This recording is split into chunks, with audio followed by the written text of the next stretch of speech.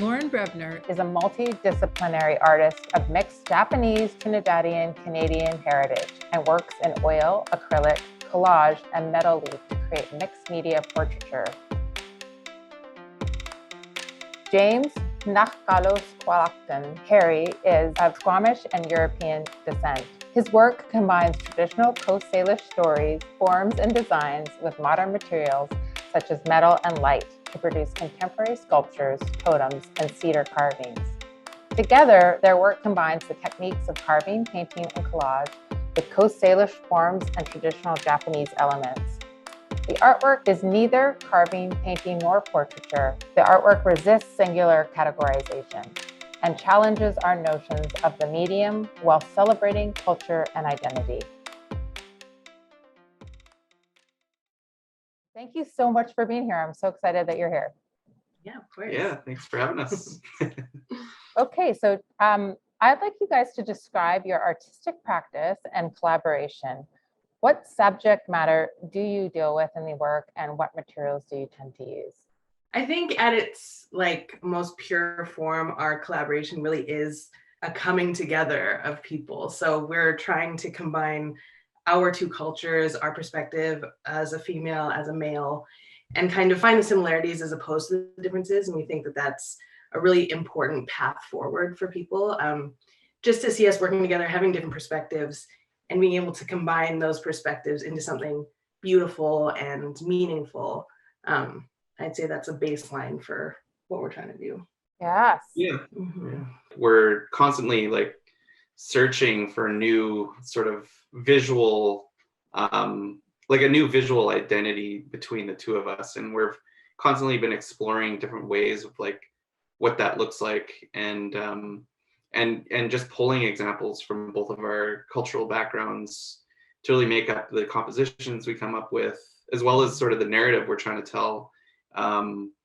And a lot of the way that the artwork comes through is just from us communicating back and forth with each other over and over and over again, trying to figure out what works for both of us, what do we both like, and we find that that's usually our process and how we kind of come up with these works. And usually the narrative comes afterwards. I think it comes out of that process. So do you guys have a set of criteria that you use, almost like rules of engagement? Not really. I mean, I think there's certain things that we always want to say and include in our work, but really we approach it, we both usually design on the iPad. That's our main, we do traditional sketching and stuff too. I'd say our main process exists on the iPad. So we have an Apple TV and we hook it up to the TV and we kind of just pass the iPad back and forth, and we'll just kind of start drawing basically. And yeah, it really we consider ourselves fairly slow designers. We really like to take our time in the process. So obviously you guys work really well together. You're not blocking each other's creativity, you're pushing each other forward. Yeah. But it's just what's the secret to that? Mm-hmm. I mean, I feel like we've worked together so closely now. And we're also life partners. So it's both. That definitely adds a dynamic to our work. Mm-hmm. That we've gotten to the point where there is a yes and for content and overall kind of what we're trying to say. But in terms of visual language, we're so at the same, I guess, we're on the same wavelength. If he does a line that is curved slightly wrong, it's a no. It's not a yes and. I can see it immediately. Yeah. We're just so, or if I do the shade wrong, or a different color, or he'll see a diagonal that he doesn't quite like and we'll veto it immediately. But there's no insecurity there, so we can be very honest with each other. And I think that's another super important part, is that we are not edging around each other's feelings. We are definitely comfortable with each other to say what we like and what we don't. And we have a very particular design language together, and we are so comfortable with and our taste is so similar. It's it lends itself to the designing process. It's very quick when it comes to that part. We don't disagree. Know what we like. We both like sort of the same sort of compositions and aesthetic. Yeah. So in that part, it comes pretty natural. You know what? I think what you're describing though is like any good collaboration is about having like an intimacy that you can be, can say exactly what you're feeling. Because I think when you're being the most kind of critical, and critical not in a negative way, but critical to say like, let's make this the best it can be. If there's an intimacy there, then it just builds like the quality of the work. Yeah, and it's the equal amount of passion, I think, too, is that we're both like feel equally like passionate about what it is that we're creating, and that helps motivate like the process too. I think is that we're constantly pushing each other to do better, and there's no sort of half-assed like design, or like if it's not good enough, we're not putting it out into the world. But in terms of like personal pieces that are not on walls, we've only made 3 in our entire careers together. So because we're so particular, and it does take us so long to create work on top of having individual careers, I think it's a lot of juggling of time and making space for all 3 of our practices. And a good analogy I use for people is that it's like we own 3 companies and we're trying to all running. There are many powerful reasons that I can see why there's magic in this partnership. But what do you think is happening, and why does it speak so strongly to this moment in time? The minute we started working together, it was so obvious that we needed to keep working together. It wasn't a discussion. We just kept doing it because we had so much joy, I guess, in the studio.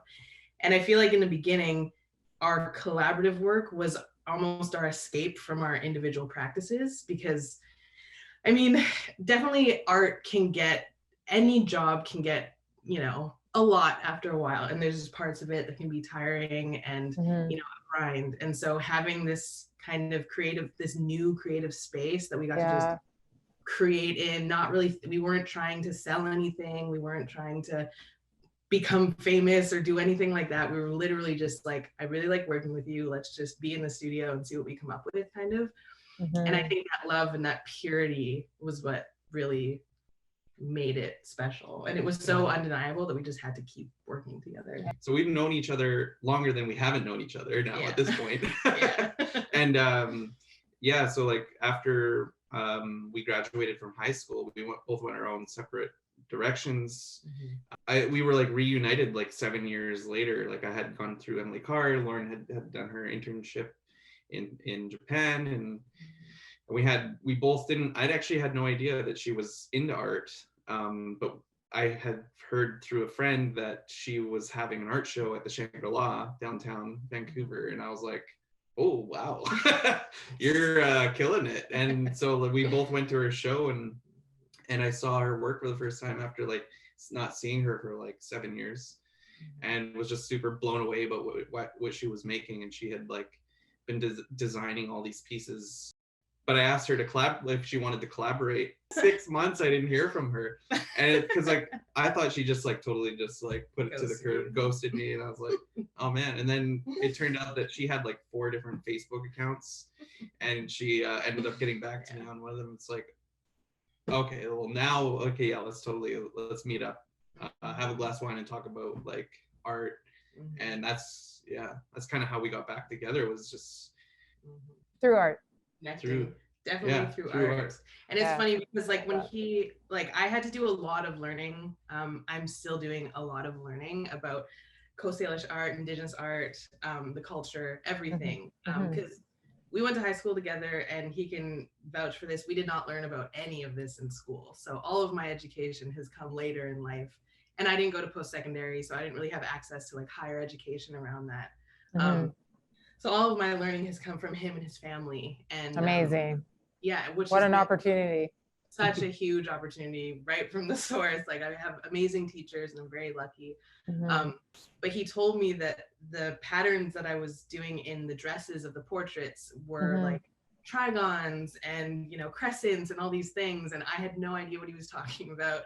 I didn't see it because I didn't know. And he's like, oh, it's because you grew up in Vancouver that those the signifiers, the symbols, they've been speaking to you and you just didn't even know. And I didn't even really know how to respond to that because I didn't. You're like, no, I'm not. I didn't recognize it, but now that I think back on it, I can absolutely see that, yeah, these are forms that I had seen. And so they must have had an impression on me. And also the forms that I do are very organic and natural to the body, how you would move your arm anyways. And I think that there's something there about how these forms were created. They're kind of organic in nature and come from the land. So it kind of lends itself. And that's actually how, like, I probably wouldn't have asked her to collaborate had I not seen those shapes. Because like, I just immediately saw that we already shared some sort of visual language. From there, it took us, you know, that's when we started creating our first piece together. It probably took us about, like, after I saw her show, it was about another year until we actually started working on a piece together. So we've been working together since around 2016. Yeah. Amazing. 2016. Yeah. So great. Okay, so James, tell me, could you please tell me what you admire about Lauren and what you have learned from working with her? Like, she always had this like sense that she knew how to not only create these beautiful pieces of artwork, but had like really good business sense in terms of how she could like market her work and really tell a story about like how she got to where she was. You know, she didn't come from any formal background in art, and she just had to make it all on her own. And I just found that it was super inspiring to hear that from her. And like, she grew this amazing following on Instagram and all these things that like a lot of people struggle to do. And she just like managed to like create this really niche world for herself internationally. And I think it's just all comes from, it's not just talent, but I think it's also like a good sense of business and where and how much work you need to be putting into to what areas, because that's something that can be quite difficult, is like trying to figure out like how much time do I put into this as opposed to something over here. And just by following you on Instagram, but you're so generous with your knowledge. You're actually giving people a lot of really good tips and skills. So by the way, follow both of these people on Instagram. But yeah, one thing I noticed about you is that you're constantly saying like, I'm trying this, you should try it too, and you show us how to do that. And that is generosity of spirit, I would say. I think we should gatekeep less and share more, because I think in the beginning I felt kind of insecure, like I shouldn't share my secrets, but anything that grows the community and that grows like it gives an appreciation, like the people that follow me are appreciative of this knowledge and they support me more for it. And there's so much more communication and conversation that happens, so it really is beneficial for me at the end of the day. Okay, so now I'm going to just ask you, Lauren, what have you learned from James, and what do you admire about him? Well, like James was saying, we basically ended up at similar places, but our paths were totally different. So James has been learning from his dad basically since he was born.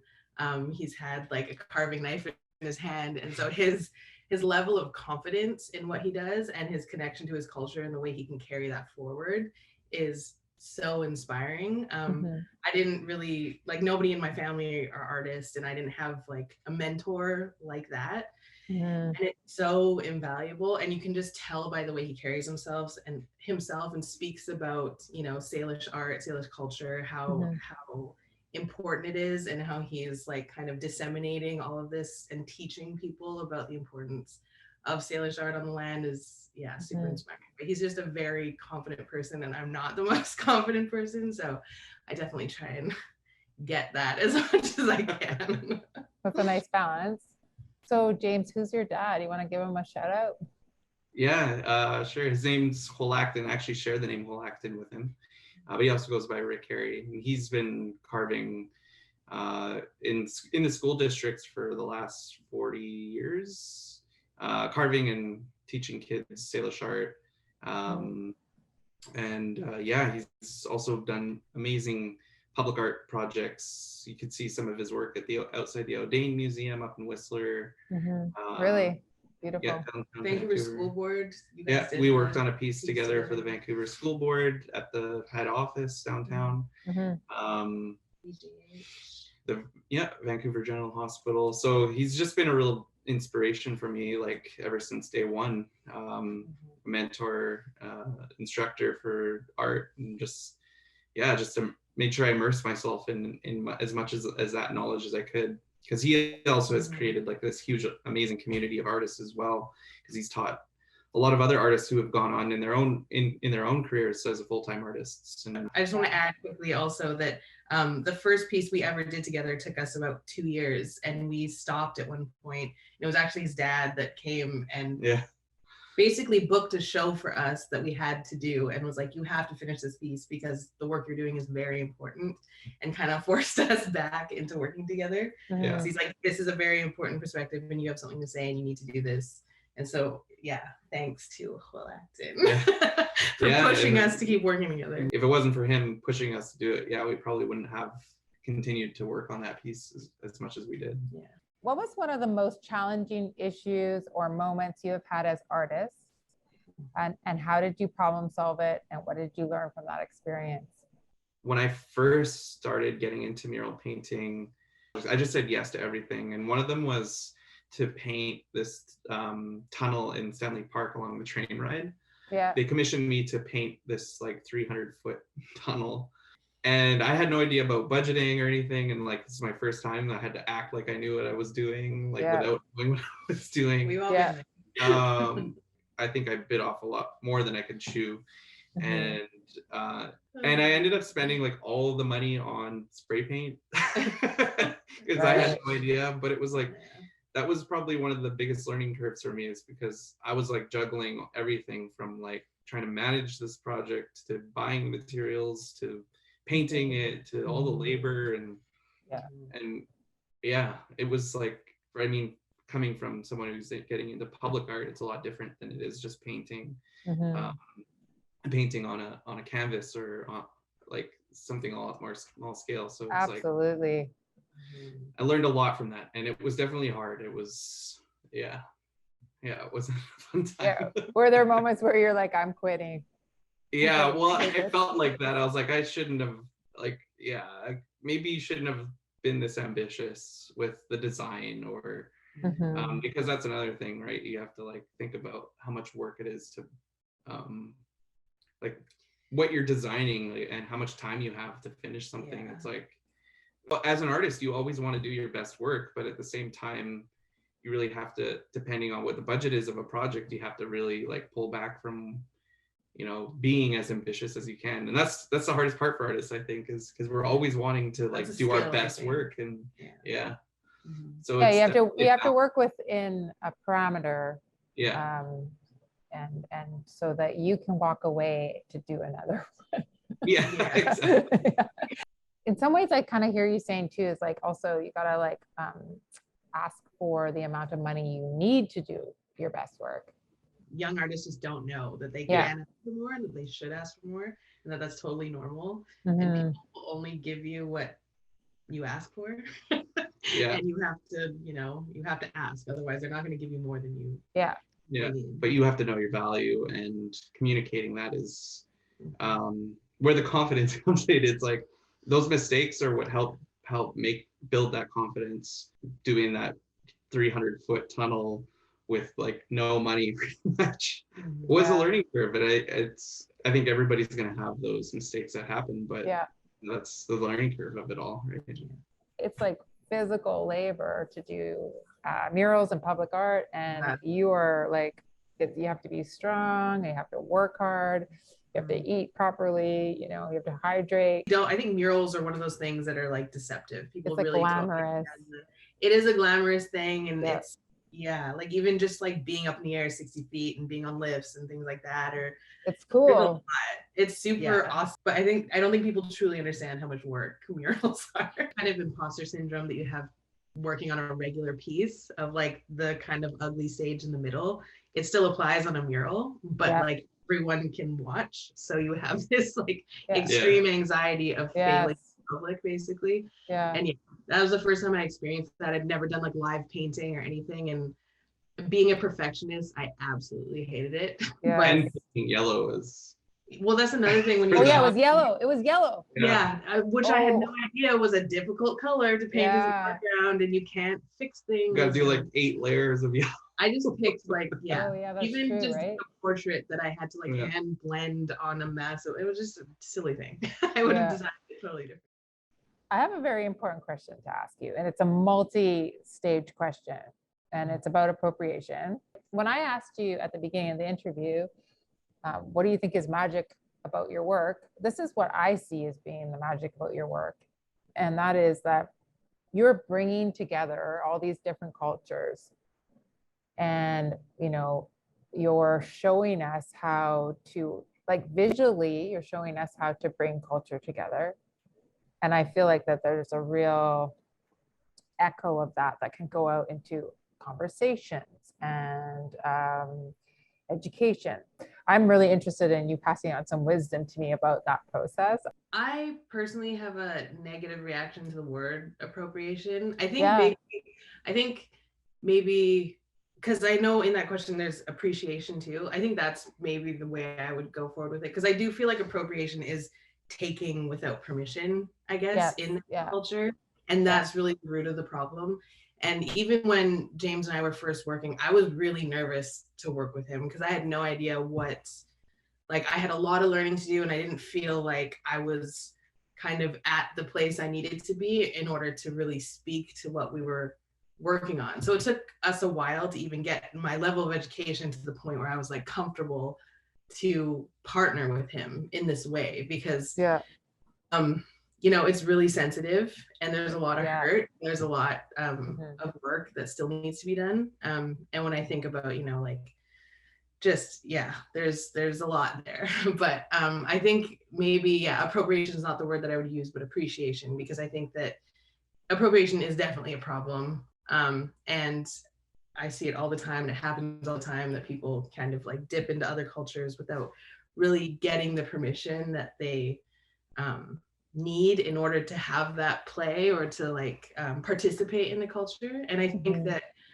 when I was talking to James and his dad, it's really what they taught me is that you need to participate in the communities before you have any right to speak to anything that you're doing, or even practice and play. You know what I mean? Like, I have to be welcomed into this community in order to have any kind of right to speak to it in any way. And just like, the Japanese community, he's done a lot of learning, and we've both kind of educated each other on our respective cultures before we would make the work that we were making. And making the work is also an ongoing education. So I think it's both. It's not just wanting to take from the cultures, wanting to actually learn and educate yourself about that culture before. The real difference is it just comes from like a place of understanding and respect.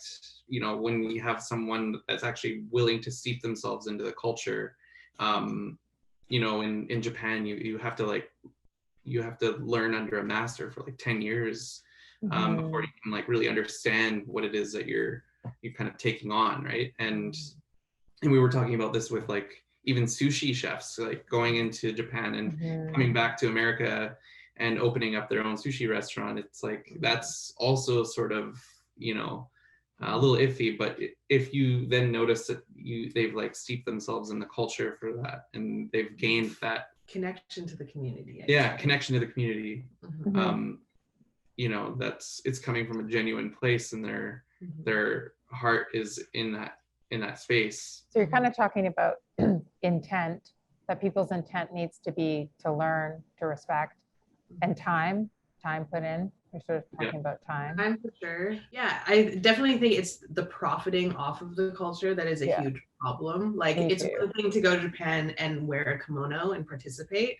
It's another thing to, make beaded earrings that are indigenous and then sell them online, because you're taking money out of the indigenous person's pocket. What you guys are able to do right now is super important, and you're creating a visual library of work that is showing us how to be multicultural, how to respect, and I think for me that's the magic.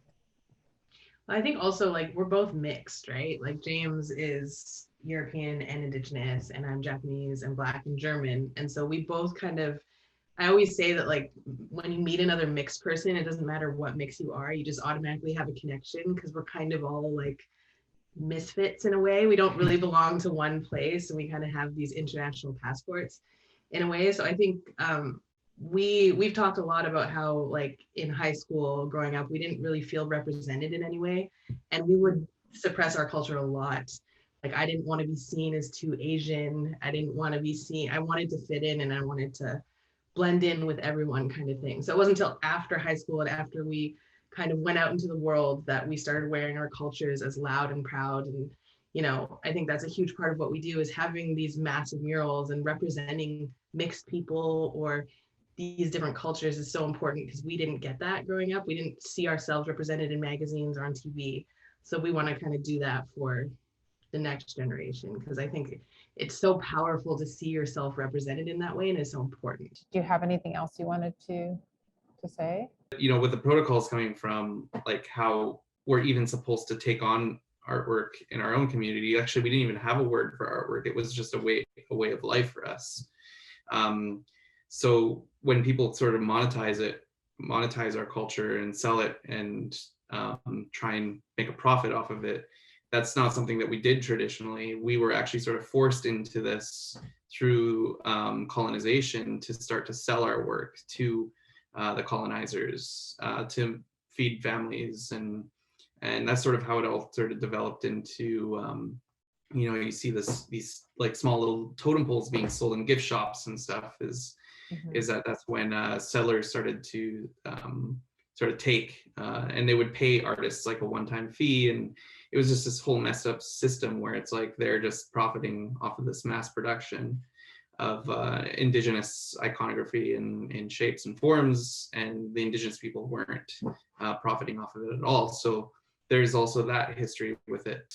I want to piggyback on that though and say, because there is a lot of like, I can tell that there's a lot of fear and trepidation in people, and it almost stops people from engaging at all. And like, there's so many ways to participate in the culture without appropriating it.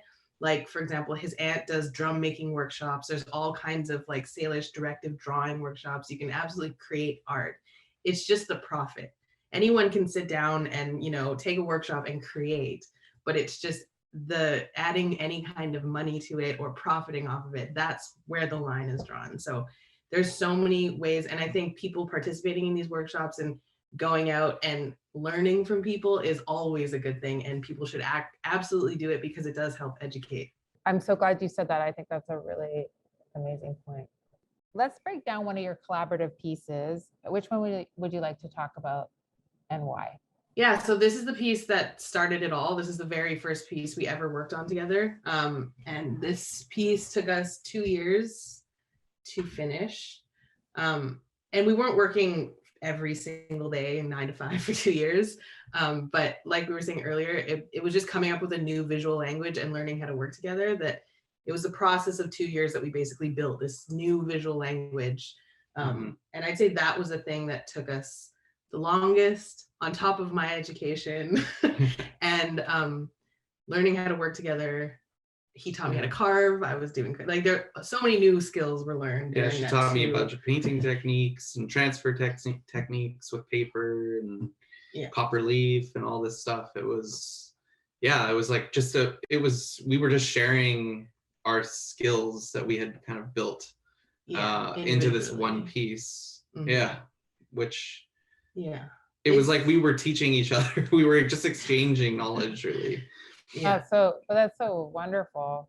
We really needed to sit with it for a while before deciding what we did next. And I think that's what took the longest part, is like really trying to discover the visual identity we wanted to create together. Yeah. Yeah. Wow. It's also 5 by 3 feet. So it's quite a large piece as like a first piece. It's very labor intensive because it's a relief carving. It's like 3 inches thick. Like it's a big piece. Yellow cedar, it's not easy. It's harder to carve yellow cedar. It's usually used for finer carvings, and it was actually quite a large piece. So the labor was a little bit more intense, but I think that it really kind of shows through the actual materiality of it. When you look at it, it's like, it's so there's so much wood taken away from it, but also like, yeah, it's just like a labor of love, really. Are all the details that are on the cloak that the person is wearing, the woman, is that painted? That's paper that I've painted. I painted the lines, but the designs are paper. Yeah. That So you collaged? Yeah. Yeah. Oh, okay. And then the face is painted? The face is painted, hair is painted. The wolf is oxidized copper that we painted on top of. And then there's also just untreated copper.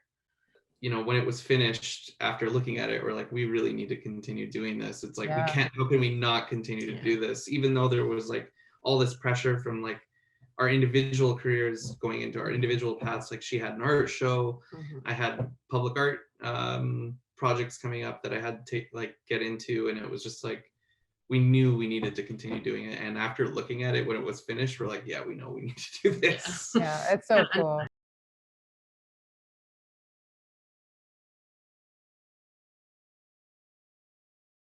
This piece was in Disorientations and Echo, was the show before Vancouver Special. Yeah. So this piece we got asked to, it was a part of an exhibition at the VAG. And then one of the curators saw it there and then asked us to paint a mural for the next show. So this also kind of led into that. First, I think it was supposed to be a very small installation somewhere. And then we're like, well, if we have the opportunity to paint in the VAG, we want the biggest wall we possibly can, because we painted much larger than this size. And basically they're like, yeah, if you can do it in this amount of time, then sure, we can give you a big wall, which is no problem because most murals are about 2 weeks max. So yeah, we painted it in 10 days and it was just so cool painting inside of a museum. That was definitely career highlight. It was very night at the museum because we were there late at night and we were like blasting music. Up in the lifts blasting music. Oh, and their whole team is so amazing, so supportive. I was really like, me not having post-secondary education, I always have this imposter syndrome around my lack of around institutions and like my lack of like knowledge in academia and that kind of thing. So the idea of participating in this like really made me nervous. Like I wasn't going to be invited in a proper way, or I didn't know enough to be a part of the institution, but they definitely made it so amazing. Can you tell me like some of the ideas behind it? One of the reasons that we got into painting murals was because we've been looking at like murals in public spaces as like this study of, we're thinking about it like the study of signs or semiotics, where people constantly look at something and it's like a signifier for something in their head, where it's like kind of subconsciously activating something in their psyche about like culture and identity and all these things. And we believe that having these in public spaces where they're constant reminders of these works that we're creating, and that the hope is that if they continue to see these pieces enough, that eventually it becomes sort of ingrained enough in our society that it starts to shift, or there's like a cognitive shift in our way and how we interact with Indigenous culture, Salish culture. Like, how is that educating people about the Indigenous people of the land before, and as well as your identity as a Canadian and my identity as a Canadian. What does that mean? And we feel that mural paintings in public spaces has been sort of the reasons why we did this, is that we wanted people to be engulfed in these like substantially large pieces that kind of like placed you in a state of wonder. So that's what we were thinking when it came to creating a piece in the Vancouver Art Gallery. What does it mean now to have it in an institution? And still sort of coming off of those ideas of these pieces are meant to be in the public space for people to view, so that eventually it does kind of, that people do have those cognitive shifts in how they interact with them over a certain amount of time. Yeah, it's like, you know, we look at Dreamweaver, for example, downtown Vancouver in the financial district. Yeah. Never would have seen art being painted on walls in downtown Vancouver. Even like 5 years ago, I think. Yeah, even 5 years ago, they wouldn't have. And so it's like, really just trying to like, change the way that how that system works. Also, I feel like our art has, which I'm so thankful for because this is something we talk about a lot, it has a level of accessibility. Like it really is very accessible to people, and it has that kind of appeal, like visual appeal. So it doesn't kind of make you feel like it's not unapproachable. I think anyone, no matter how old you are, kids react really strongly to our work, but also, any age has reacted to our work, and we've gotten all kinds of response. And I think that that's important because they can step in and access the work, and that kind of access allows for deeper conversations about the things that we're trying to talk about. So Yeah, it speaks to the quality of what you're doing. yeah, and especially in an institution like the Vancouver Art Gallery, we want anyone to be able to access it as much as possible. And that's kind of why we do murals in public art, because it's for everyone. It shouldn't be gatekept in any way. Everyone should have access to these things, and bringing it into the streets where you don't have to pay any money to view these things is super important to us. And Like was working on and either of those two projects, like was there a moment where like a moment that you learned a lot, or? I mean, Dreamweaver. Yeah. Dreamweaver was scaffolded, so we couldn't use a lift because of where it was, and it was covered by scaffolding, so we couldn't project and we couldn't see the piece from the street until we were done. Whoa. And it was the first time, and the thing is, Salish art is very symmetrical, and all of our pieces are usually very symmetrical. So when dealing with symmetry and portraits, you want to be able to view the work.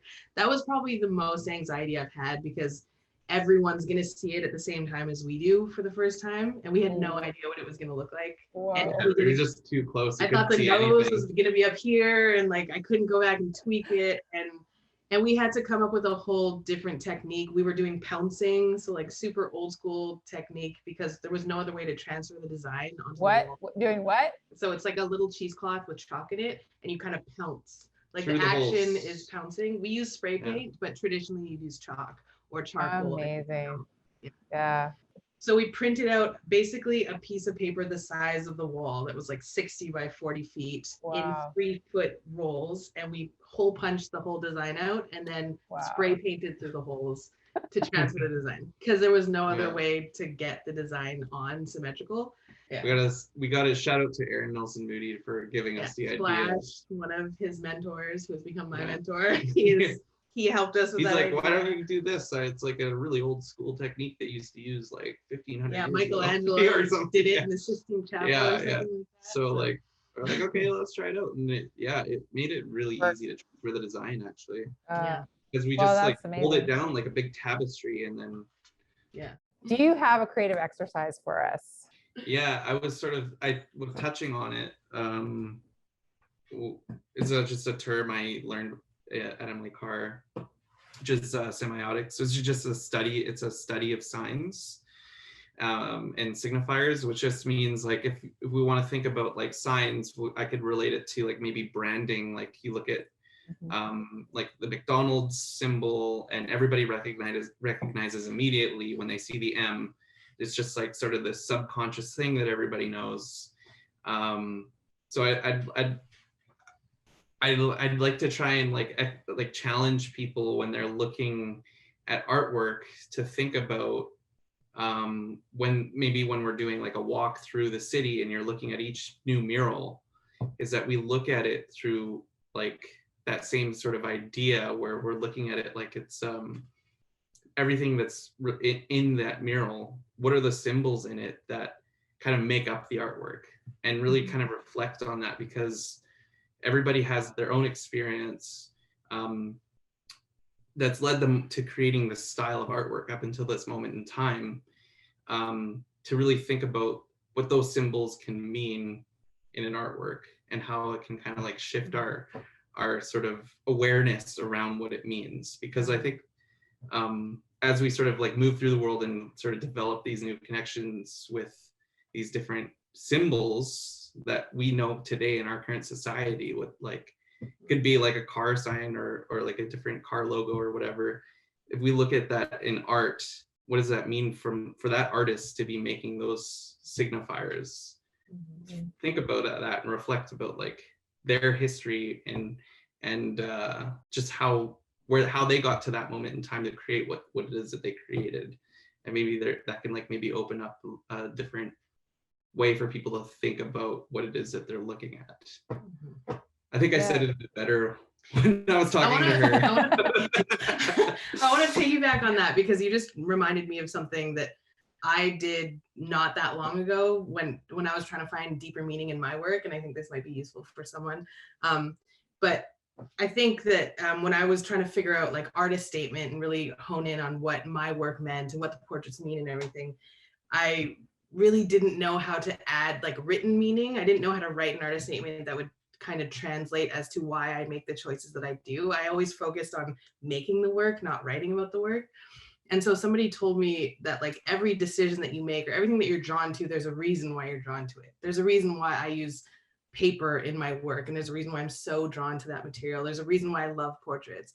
So just for people to write down the things they're attracted to, whether that be skulls or horses or whatever it is, and kind of like investigate the furthest memory back that you have or why you're drawn to that, and writing that out to kind of figure out your artist statement in a way, because we're all drawn to things for a reason. They all have impact on us for a reason, and these reasons are important. They're not superficial, and I think it really helps to kind of hone in on why you do what you do, and you need that in order to kind of follow that artistically. And I think you're gonna have to rely on that feeling to get you through it, because there's gonna be a lot of times where it's like there's gonna be challenging moments where it's like you don't know if you want to do it anymore, if it's too hard, and then you really have to rely on that thing that's like, I love this thing so much, or that like obsession that you need to, in order to ride on that thing. It's like you have to love it in order to keep doing it.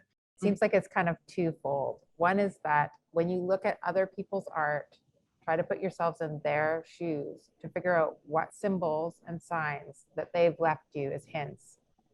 Talk about what they're trying to say. And then the other thing that I'm hearing you say is that you need to do that. It's this assignment is to reflect on you and your own artwork, and try to understand better and deeper why you're doing the things you are. So dig deep on the things that you're attracted to. What do they represent in your life? Spend some mindful time, and don't dismiss anything, like really delve into it. Exactly. Yeah, and maybe give the analogy that if you don't, it's like you have to ride on that feeling, because I think that's one thing that as artists we're always struggling with, is that we always have to be like interdisciplinary and push ourselves. Nobody else is going to push us to do it, and that's why I think it's imperative that you find that like thing that is an obsession or something that is like so meaningful to you that you're going to rely on that feeling to help push you forward, because nothing else is. So so are you kind of saying like once you have a feeling and you get obsessed with it, ride it out? Ride that feeling. Yeah, I would agree with that. And that you're always gonna, like, I've delved into different areas, but I always come back to portraiture because it's the one thing that keeps me excited about what I do, or the materials that I use. If I'm really stuck, I will just pull out some copper leaf, and that the materiality of it, and it just excites me to work with, and that will pull me out of my art block, for example. So or like if he's stuck, he goes back to carving. He will immediately pull out a block of wood and start carving. And we both have our things that, like, doesn't matter what we're making. This, I love this so much that I can forget about all the problems and the worries. Honestly, like, thank you so much. You two are amazing. I'm so glad that you live in Vancouver and that you are local. I'm so pleased that you did this with us today, and I'm really looking forward to putting it out into the world. Yeah, that was really fun. Yeah, that was fun. Love talking about art. Okay.